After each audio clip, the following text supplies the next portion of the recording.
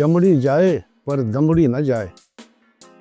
آج کل تو کچھ دے دلا کر کام چل جاتا ہے، لیکن پرانے زمانے میں ایسا ممکن نہیں تھا، اور جو شخص ٹیکس نہیں دیتا تھا اسے کوڑے مارے جاتے تھے۔ دلچسپ بات یہ ہے کہ اس دور میں بھی ایسے کنجوس پائے جاتے تھے جو ٹیکس دینے کی بجائے کوڑے کھانے کو ترجیح دیتے تھے۔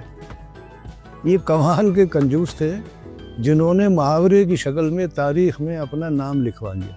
چمڑی انسان کی ادھڑی ہوئی کھال کو کہتے ہیں جو کوڑے مارنے سے ادھڑ جایا کرتی تھی۔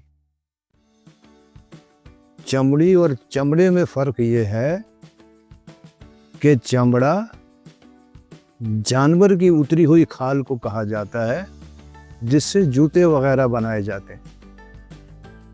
کوڑے مار کر انسانوں کی کھال اتارنے کا رواج تقریباً ختم ہو گیا، اس لیے لفظ چمڑی بھی متروک ہو گیا اور کنجوسوں کی کھال بھی بچ گئی۔ محاورے میں چمڑی کا ہم وزن لفظ دمڑی ہے، جو اکبر بادشاہ کے زمانے میں دام سے نکلا تھا،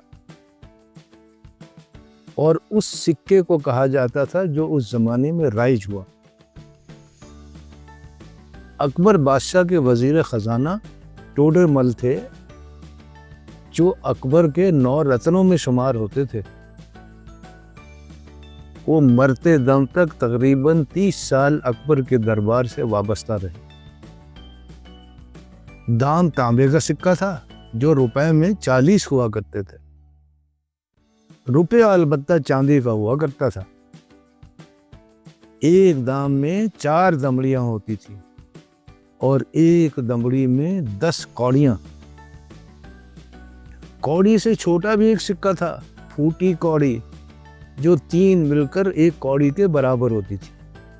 اس زمانے میں سکوں کی قدر و قیمت کا اندازہ اس بات سے لگایا جا سکتا ہے کہ 8 کوڑیوں یعنی ایک دمڑی میں 1.25 کلو چاول آتے تھے۔ وقت کے ساتھ ساتھ اگرچہ دام کا استعمال تو متروک ہو گیا، لیکن اردو زبان کو یہ لفظ ایسا جچا کہ آج 500 سال بعد بھی روزمرہ کی زندگی میں انہی معنوں میں استعمال ہوتا ہے۔ لوگ بازار میں کسی چیز کے دام پوچھ رہے ہوتے ہیں اور دام ہی کم کرا رہے ہوتے ہیں۔ کوئی چیز کبھی سستے داموں مل جاتی ہے اور کبھی مہنگے داموں۔ آم کے آم گٹھلیوں کے دام کا محاورہ اس کے علاوہ ہے۔ انگریزوں کے زمانے میں روپے میں 40 دام کی جگہ روپے میں 16 آنے کا نظام رائج ہو گیا۔ ایک آنے میں 4 پیسے ہوتے تھے۔ دمڑی کی جگہ انگریزی سکے پائی نے لے لی، جو پیسے میں 3 ہوا کرتی تھی اور دمڑی کے تقریباً برابر ہی شمار ہوتی تھی۔ آنے پیسے کا نظام انگریز نہیں لے کر آئے، یہ اس سے پہلے بھی ہندوستان میں رائج تھا، اور ایک سیر میں 16 چھٹاں کی مناسبت سے ناپ تول کا حساب رکھنے کے لیے استعمال ہوتا تھا۔ انگریزوں نے اسے دام کی جگہ کرنسی کے طور پر رائج کر دیا۔ انگریزوں کے ہاں کسی کنجوس نے چمڑی ادھڑوا کر محاورہ نہیں بنوایا۔ ان کے کنجوس البتہ پتھر کی کھال اتارنے کے لیے مشہور ہیں، جنہیں سکن فلنٹ کہا جاتا ہے۔